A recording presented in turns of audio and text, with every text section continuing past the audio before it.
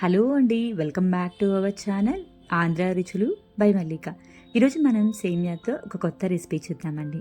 ఎప్పుడు ఉప్మా పాయసమే కాదండి, ఒక్కసారి ఈ విధంగా టమాటో సేమియా చేయండి. టేస్ట్ అయితే చాలా బాగుంటుంది. ఇంకెందుకు ఆలస్యం, దీన్ని ఏ విధంగా ప్రిపేర్ చేసుకోవాలో చూద్దాం పదండి. దీనికంటే ముందుగా మన ఛానల్ని కొత్తగా ఎవరైనా విజిట్ చేస్తుంటే కనుక ప్లీజ్ సబ్స్క్రైబ్ మై ఛానల్. ముందుగా స్టవ్ వెలిగించుకొని ప్యాన్ పెట్టుకొని దాంట్లోకి 2-3 టేబుల్ స్పూన్ల వరకు ఆయిల్ వేసుకోండి. ఆయిల్ హీట్ అయిన తర్వాత కొంచెం పచ్చిపప్పు, మినప్పప్పు, ఆవాలు, జీలకర్ర వేసుకోండి.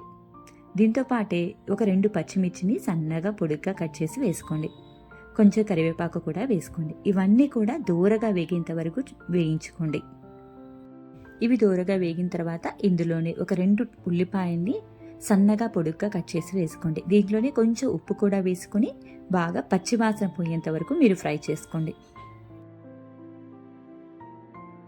ఇందులోనే కొంచెం అల్లం వెల్లుల్లి పేస్ట్ కూడా వేసుకొని మరొక 1/2 నిమిషం పాటు ఫ్రై చేసుకోండి.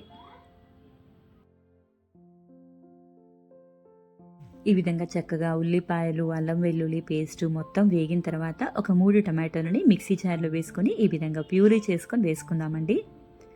ఇందులోకి ఒక 1/2 టేబుల్ స్పూన్ వరకు పసుపు, ఒక ఫుల్ టేబుల్ స్పూన్ వరకు కారం కూడా వేసుకుని ఒకసారి బాగా కలుపుకోండి.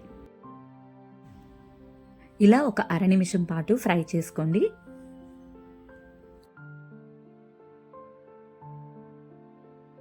ఇందులోకి ఒక పెద్ద టమాటోని ఇలా పెద్ద పెద్ద ముక్కలుగా కట్ చేసుకొని వేసుకుందామండి. మరోసారి బాగా కలుపుకొని దీని మీద మూత పెట్టుకుని ఈ టమాటో ప్యూరీ ముక్కలు బాగా మగ్గేంత వరకు మనం మగ్గించుకుందాం. ఇది కుక్ అయ్యే లోపల మరొక స్టవ్ మీద బాండి పెట్టుకొని దాంట్లోకి 2 గ్లాసుల వరకు వాటర్ పోసుకుందామండి.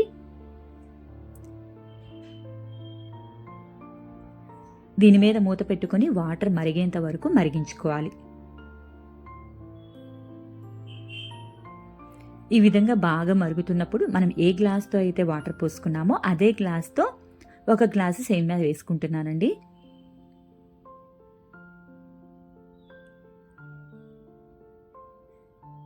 ఒకసారి బాగా కలుపుకొని దీంట్లోకి 1 టేబుల్ స్పూన్ వరకు ఆయిల్ వేసుకోండి. రుచికి తగ్గట్టుగా ఉప్పు వేసుకోండి. ఇలా ఆయిల్ వేయడం వల్ల సేమియా స్టిక్కీగా ఉండకుండా ఉంటుందండి. పొడి పొడిలాడుతూ చాలా చక్కగా ఉడికిపోతుంది. చూస్తున్నారు కదండి, సేమియా మనకి ఈ విధంగా ఉడికితే సరిపోతుంది. ఇప్పుడు స్టవ్ ఆఫ్ చేసుకొని దీంట్లో ఉన్న వాటర్ మొత్తం కూడా వంపేసుకొని పక్కన పెట్టుకుందాం. మన టమాటో ప్యూరీ కూడా చక్కగా ఉడికిపోయి పైకి ఆయిల్ తేలుతుంది కదండి లైట్గా. ఈ విధంగా ఉంటే సరిపోతుంది. ఇందులోకి మనం కుక్ చేసుకున్న సేమియాని కూడా వేసుకుందామండి. ఈ గ్రేవీ మొత్తం కూడా ఈ సేమియాకి బాగా పట్టేలాగా కలుపుకోండి.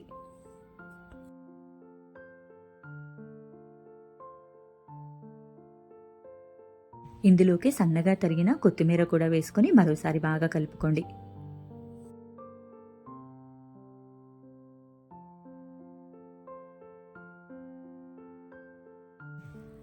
దీని మీద మూత పెట్టుకొని ఒక 2-3 నిమిషాల పాటు లో ఫ్లేమ్లో అలా వదిలేసేయండి. గ్రేవీ మొత్తం కూడా సేమియాకి బాగా పట్టి చక్కగా ఉడుకుతుందండి.